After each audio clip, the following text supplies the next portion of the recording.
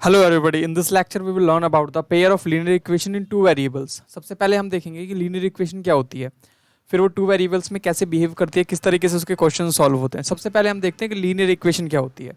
आपको पता है इक्वेशन का मतलब है कि जब हम किसी भी X Y Z A B C D उसको अरेंज करते हैं। फॉर एग्जाम्पल मैं यहाँ पे एक एग्जाम्पल दूँ तो मैं यहाँ पे लिखूँ एक्स प्लस में 2 इज इक्वल टू 0, तो ये एक इक्वेशन है, ठीक है। और ये भी एक इक्वेशन है, एक्स स्क्वायर प्लस में 2x प्लस में 1 इक्वल टू 0, ये भी एक इक्वेशन है।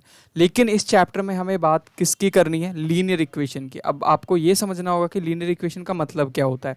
तो देखो, लीनियर इक्वेशन का मतलब होता है एक ऐसी इक्वेशन जिसके वेरिएबल की पावर कितनी हो, हाईएस्ट पावर, मतलब जिस इक्वेशन में जो वेरिएबल आता हो उसकी हाईएस्ट पावर कितनी हो, 1 हो, ठीक है। 1 ही जिसकी पावर है उसको ही हम क्या बोलेंगे? लीनियर इक्वेशन बोलेंगे। तो I hope you got the point कि लीनियर इक्वेशन का मतलब क्या है कि एक ऐसी इक्वेशन जिसकी पावर ऑफ वेरिएबल है वो कितनी है, 1 है।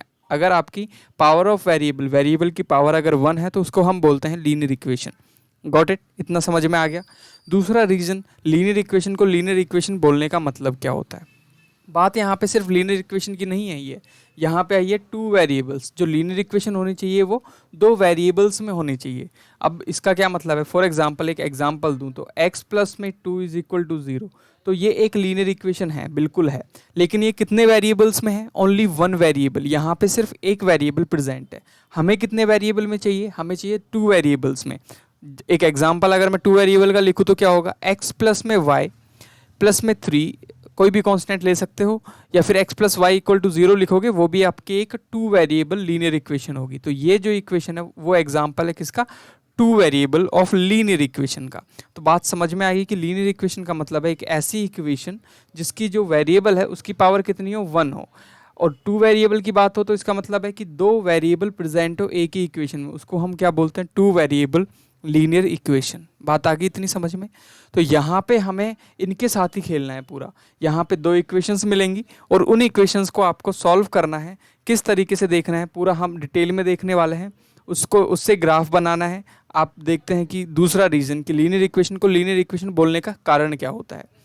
तो दिस इज द चैप्टर 3.1 का हम यहाँ पे पहले इंट्रोडक्शन देखते हैं। तो इंट्रोडक्शन में मैंने आधी सी चीज़ें तो आपको बताई दी कि लीनियर इक्वेशन क्या होता है, टू वेरिएबल्स में कैसे होता है।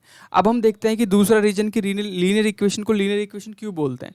फॉर एग्जांपल मैं यहाँ पे एक एग्जांपल लेता हूँ। मैंने एक इक्वेशन का एग्जांपल लिया, X plus 2 is equal to Y. चाहो तो आप y को इधर रख सकते हो, x minus Y is equal to -2 ऐसे लिख सकते हो। मैंने ये एक इक्वेशन ले ली, तो ये कौन सी इक्वेशन है? पॉज द वीडियो और कमेंट बॉक्स में बताओ, क्या ये एक क्वाड्रेटिक इक्वेशन है, क्या ये एक लीनियर इक्वेशन है, कौन सी इक्वेशन है? Of course this is an linear equation. ये एक linear equation, this is a linear equation, ये एक लीनियर इक्वेशन होगी। अब बात आती है कि इसको लीनियर क्यों बोलते हैं, उसका दूसरा रीजन क्या होगा। देखिए, अगर मैं इस इक्वेशन से एक ग्राफ बनाता हूँ, एक ग्राफ प्लॉट करता हूँ, तो जो ग्राफ बन के आता है वो कैसा बन के आता है? किसी भी लीनियर इक्वेशन से बिल्कुल स्ट्रेट लाइन बन के आता है। अभी मैं प्रूव करके बताता हूँ। देखो, ग्राफ बनाने से पहले हमें क्या करना होता है? ग्राफ बनाने से पहले हमें एक काम करना होता है। कौन सा काम करना होता है? हमें सबसे पहले एक ग्राफ बनाने के लिए टेबल तैयार करनी होती है। तो मैं यहाँ पे ग्राफ के लिए एक टेबल तैयार करता हूँ, एक्स और वाई के कोऑर्डिनेट टेबल बोलते हैं उसको। तो यहाँ पे मैं एक्स और वाई की कोऑर्डिनेट टेबल यहाँ पे प्रिपेयर करता हूँ। 3 कम से कम आपको कोऑर्डिनेट्स लेने हैं ग्राफ बनाने के लिए। तो सबसे पहले मैं या तो x की जगह या y की जगह रैंडमली अपनी मर्जी से कोई एक वैल्यू पुट करता हूँ और आपको दूसरे वेरिएबल की वैल्यू आ जाती है। तो सबसे पहले मैं x is equal to 0 put करता हूँ। तो जब मैं यहाँ पे x की जगह, इस जगह पे x की जगह 0 पुट करूँगा तो y की वैल्यू क्या आएगी? देखो क्या आएगी, 0 प्लस में 2 इक्वल टू वाई। तो y की वैल्यू क्या आई? 2 आ गई। तो यहाँ पे पहला कोऑर्डिनेट तो आ गया, x की जगह 0 पुट करोगे तो y की वैल्यू आएगी 2। क्लियर हुई बात? बिल्कुल क्लियर हुई। अब x की जगह मैं अगर 1 पुट करता हूँ तो y की वैल्यू क्या आएगी? 1 प्लस में 2 इज इक्वल टू वाई। तो 3 is equal to Y. Y की वैल्यू आएगी 3। कितनी पुट करने पे? 1 पुट करने पे। तो x की जगह 1 पुट करने पे y की वैल्यू 3 आ रही है। उसके बाद में अगर मैं x की जगह 2 पुट करता हूँ तो y की वैल्यू क्या आएगी? y की वैल्यू आएगी 2 प्लस 2 4। तो यहाँ पे लिख सकते हो 2 एंड 4। अब एक बात आपको समझनी है बड़े ध्यान से, बहुत ध्यान से। अब यहाँ पे आप कंफ्यूज हो रहे हो कि x की वैल्यू क्यों पुट करी हमने, हम y की वैल्यू भी तो पुट कर सकते थे। बिल्कुल कर सकते थे। आप x की जगह अपनी मर्जी से रैंडम जो वैल्यू मैं अपनी तरफ से पुट कर रहा हूँ वो x की ना करके y की भी पुट कर सकता हूँ, तभी भी आपके पास में वैल्यूज आएंगी। तो जो कोऑर्डिनेट्स आए वो कौन कौन से आए? पहला कोऑर्डिनेट आया 0, 2, पहला कोऑर्डिनेट तो ये हो गया। दूसरा कोऑर्डिनेट आया 1, 3, तीसरा कोऑर्डिनेट आया 2,4। ये तीनों के तीनों कोऑर्डिनेट को आपको ग्राफ में जमाना है और आप यहाँ पे देखोगे कि इससे बनने वाली जो ग्राफ होगी वो लीनियर होगी, बिल्कुल एक लाइन की तरह होगी। तो 0,2 कहाँ पे आएगा, x की वैल्यू 0 यहीं रहेगी और y की वैल्यू 2 यहाँ पे, तो 0,2 विल बी हियर, तो मैं यहाँ लिख सकता हूँ 0,2। बात आ गई समझ में। दूसरा है 1,3, x की वैल्यू 1 और y की वैल्यू कितनी 3, तो यहाँ पे होगा x, यहाँ पे होगा आपका 1,3, यही था कोऑर्डिनेट 1,3, तो यहाँ पे लिख सकते हो 1,3। उसके बाद में तीसरा कोऑर्डिनेट है 2,4, मतलब x की वैल्यू 2 और इसकी वैल्यू 4, तो यहाँ पे आएगा आपकी तीसरी, तो यहाँ पे लिख सकते हो 2,4 is a coordinate of this point. अब आप ध्यान से देख रहे हो, पहला कोऑर्डिनेट, दूसरा कोऑर्डिनेट, तीसरा कोऑर्डिनेट, तीनों को जमा दिया मैंने। उससे ज़्यादा जितने भी कोऑर्डिनेट लोगे वो ऐसे ही जमेंगे। अब अगर मैं इन पॉइंट्स को मिलाता हूँ तो आप ध्यान से देखने पे पता चलेगा कि एक स्ट्रेट लाइन आपको मिल रही है। दिस इज़ द रीज़न कि इसको लीनियर इक्वेशन बोलते हैं, कि आपकी जब पावर कितनी हो, आपके वेरिएबल की पावर 1 हो, तो उससे हमेशा बनने वाला जो ग्राफ होगा, जो लाइन होगी, वो कैसी होगी, बिल्कुल लीनियर होगी। कैसी होगी, लीनियर होगी। That's why this is called the linear equation. Okay, बात आ गई समझ में। अब यहाँ पे सिर्फ हमें एक से थोड़ी ना खेलना है, हमें तो दो पेयर लेना है, मतलब एक पेयर लेना है, दो इक्वेशंस लेनी है, क्योंकि चैप्टर का नाम ही है पेयर ऑफ द इक्वेशन। तो यहाँ पे आपको एक इक्वेशन नहीं मिलेगी, आपको दो इक्वेशन मिलेंगे। तो ग्राफ बनाना सीख गए आप। अब इजीली आप चाहे कितनी भी आपको इक्वेशन दी हुई आप इजीली ग्राफ बना दोगे।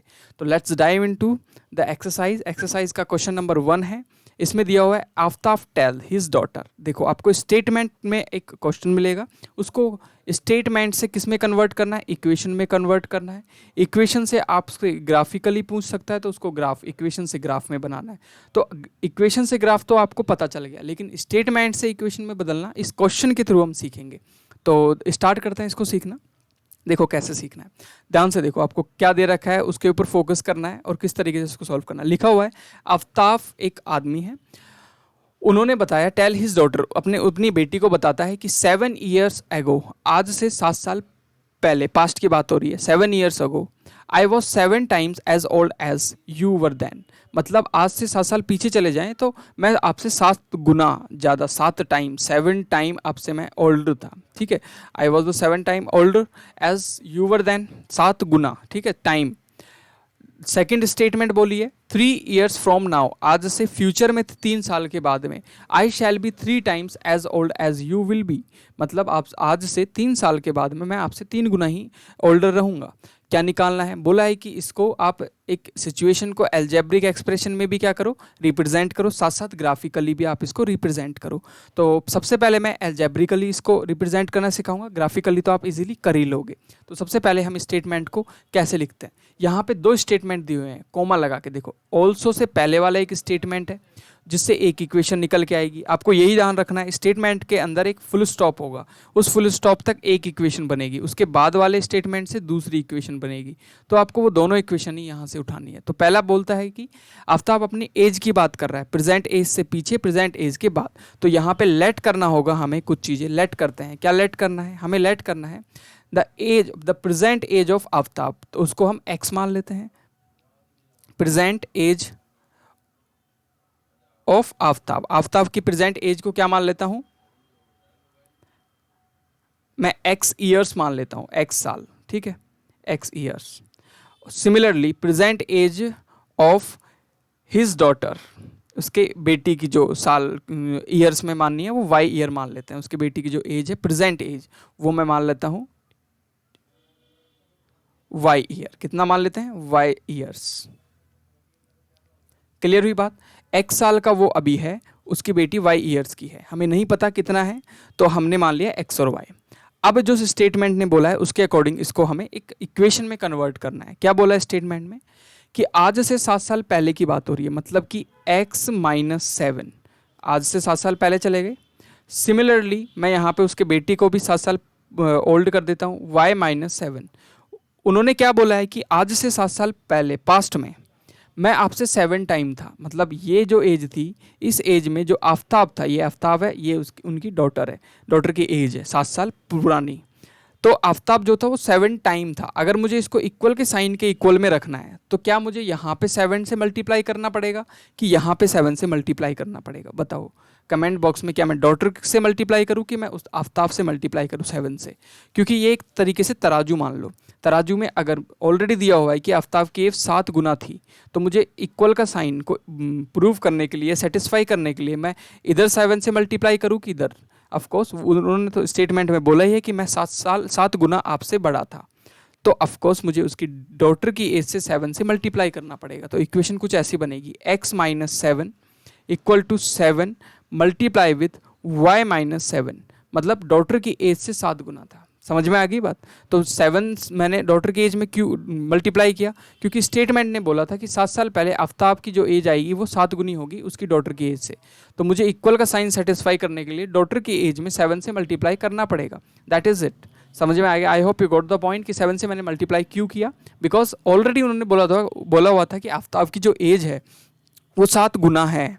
समझ में आ गई होगी बात? अब इसको थोड़ा सा सॉल्व कर लेते हैं। x minus 7 is equal to 7y minus 49, ठीक है। अब और इसको थोड़ा सा सॉल्व कर लेते हैं। तो x minus 7y is equal to minus 49 और यहाँ पे आ जाएगा प्लस का 7। अगर मैं 49 से यहाँ पे माइनस होगा, 49 से अगर 7 माइनस करता हूँ इट विल बी 42। तो जो फाइनल इक्वेशन आएगी वो क्या निकल के आएगी आपकी? आप बोल सकते हो कि x minus 7y equal to minus 42। अब चाहो तो 42 को आप इधर लिख सकते हो प्लस की फॉर्म में। दिस इज द इक्वेशन जो आपको आफ्ताब की एज से मिली। ये तो पहली इक्वेशन है। कौन सी इक्वेशन है ये? पहली इक्वेशन। दूसरी इक्वेशन कैसे निकलेगी? देखो दूसरी इक्वेशन के लिए दूसरे स्टेटमेंट पढ़ना पड़ेगा। क्या बोला है? 3 ईयर्स फ्रॉम नाउ, आज से 3 साल के बाद, ठीक है, 3 साल के बाद। तो यहाँ पे हम चले जाते हैं 3 साल के आगे, मतलब x प्लस में 3, आफ्ताब की आज से प्रेजेंट एज से आगे 3 साल, और उसकी बेटी की जो एज है उससे भी 3 साल आगे चले जाते हैं, y प्लस 3। इतनी बात समझ में आ गई? ओके। अब उन्होंने बोला है कि आज से 3 साल, आई शैल बी 3 टाइम्स। आफ्ताब ने बोला है कि मैं 3 गुना हो जाऊंगा आज से 3 साल के बाद में। तो इक्वल का साइन सेटिस्फाई करने के लिए मुझे 3 डॉटर की एज में मल्टीप्लाई करना पड़ेगा ना।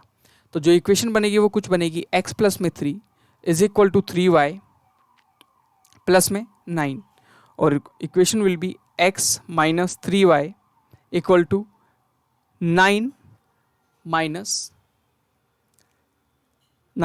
3। तो it will be x minus 3y equal to 6।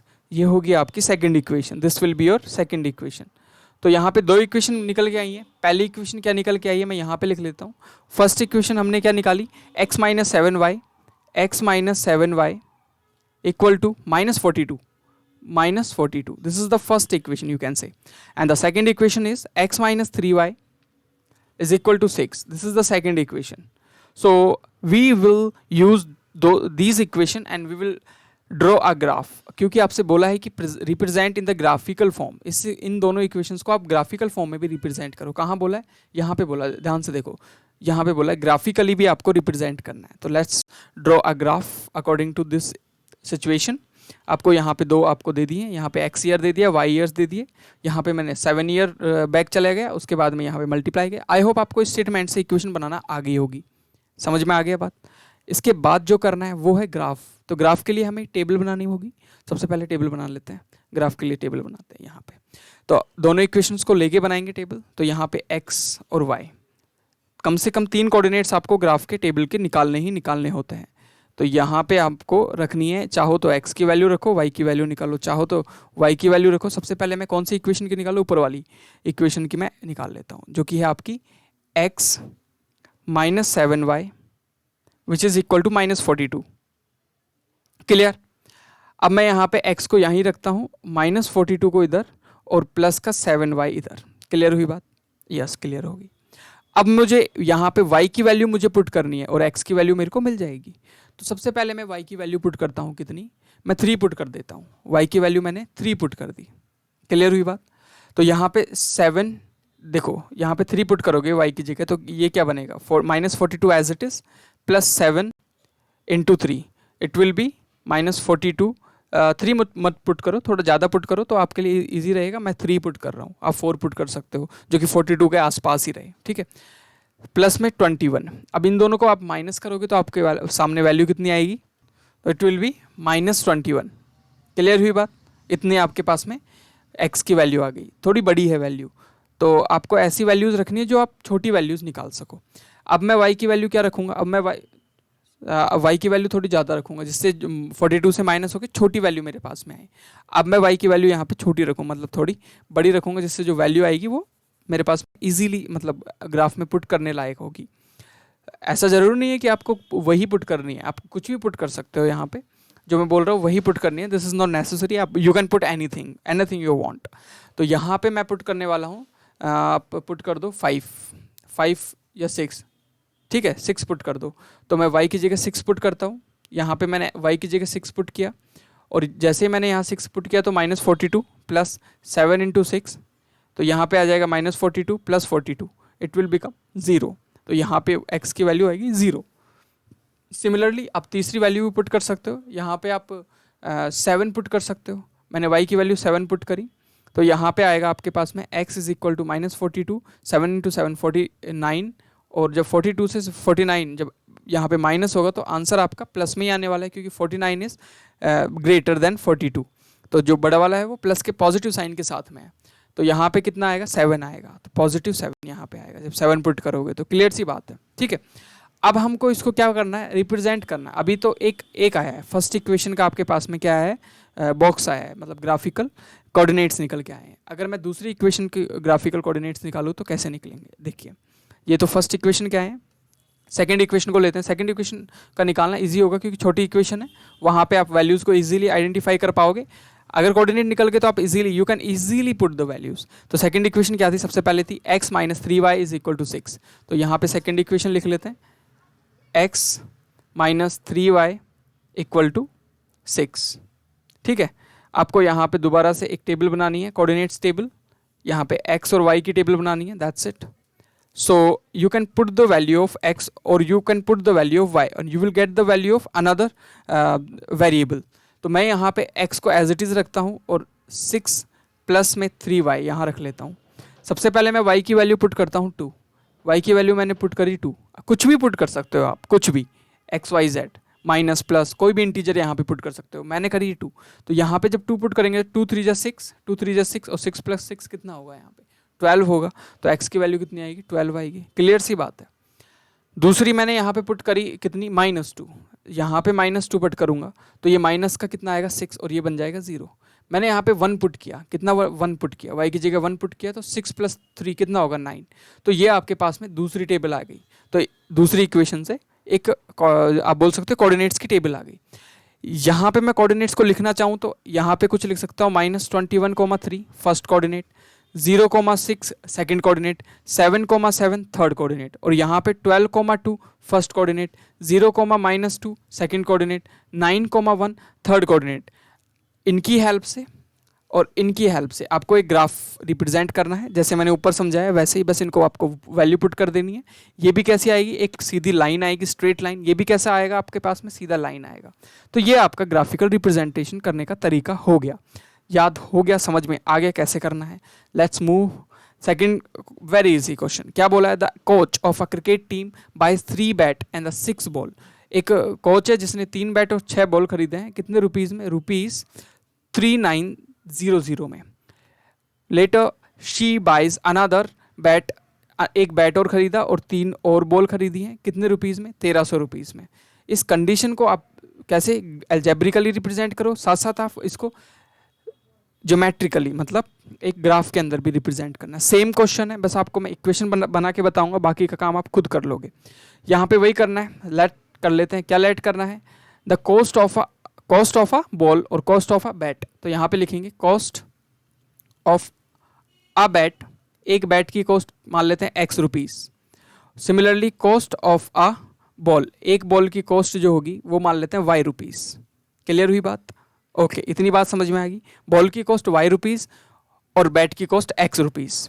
यहाँ पे पहली सिचुएशन जो यहाँ तक फुल स्टॉप तक दे रखी है, इससे एक इक्वेशन बनेगी। तो बोला है कि 3 बैट और 6 बॉल खरीदते हो तो 3900 रुपीज़ लगता है। तो मैं यहाँ पे लिख सकता हूँ 3x प्लस में, एक बॉल की प्राइस है ना ये, तो एक बैट की प्राइस है तो 3 की होगी 3x, साथ में बोला है 6 बॉल तो 6y, और इनका जो सम होगा वो होगा 3900। तो this is the first equation, very easy, बहुत इजी है ये। And the second equation will be like this, the another bat, मतलब एक बैट की बात हुई है, प्लस में 3 more balls 3y which is equal to how much rupees 31300. This is the second equation. I hope you got the point. This is the second equation, this is the first equation, this is the second equation. You can easily find the coordinates, बिल्कुल last वाले की तरह आप easily coordinates find कर सकते हो, coordinate की table, और इजीली उससे ग्राफ बना सकते हो।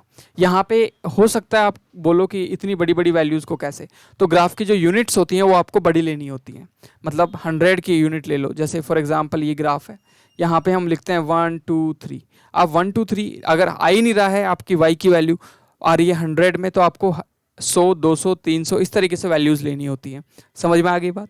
उससे भी ज़्यादा आ रही है तो आप सीधा वैल्यू लो 200 400 इस तरीके से लो, ठीक है। तो यूनिट्स जो होंगी आपकी ग्राफ की वो बढ़ जाएंगी वैल्यू के साथ साथ। I hope you got the point. This is the third question. इसमें बोला the cost of 2 kg of Apple and 1 kg of grep on a day was found ₹160। 160 रुपये का मिल रहा था। कितना? 2 किलो एप्पल और 1 kilo grapes. After a month the cost of 4 kg and 2 kg of grape, मतलब 4 kg Apple और 2 kg of grep ₹300। तो इसको, इस सिचुएशन को, सेम बैट और बॉल वाला क्वेश्चन है ये, कैसे करेंगे? लेट कर लेंगे। यहाँ पे cost of a kg, 1 kg का एप्पल का मान लेते हैं x rupees. Similarly cost of a kg grape उसका मान लेते हैं y रुपीस। अब यहाँ पे आपको पहली स्टेटमेंट से एक इक्वेशन बनानी है। बोला 2 kg ऑफ एप्पल, इसका मतलब है 2x, प्लस में 1 kg ऑफ ग्रेप मतलब y, which is equal to how much? 160। This is the first equation. And the second equation will be 4 kg of apple, the 4x plus 2y which is equal to 300। This is the second equation. यहाँ पे 2 equation आ गई। This is the first equation, this is the second equation. You can easily find out the value, you can easily represent in graphical form, you can easily find out the coordinates. I hope you got the point. तो ये आपका 3.1 था जो कि खत्म हुआ। तो 3.1 में आपके 3 क्वेश्चंस थे। आपको स्टेटमेंट से पूरा का पूरा एक क्वेश्चन समझ में आ गया कि कैसे इसको एक स्टेटमेंट से किस तरीके से एक इक्वेशन में कन्वर्ट करना है। This is what I want to tell you, कि किस तरीके से आप एक स्टेटमेंट को एक इक्वेशन में बदल सकते हो। ठीक है, समझ में आ गया होगा।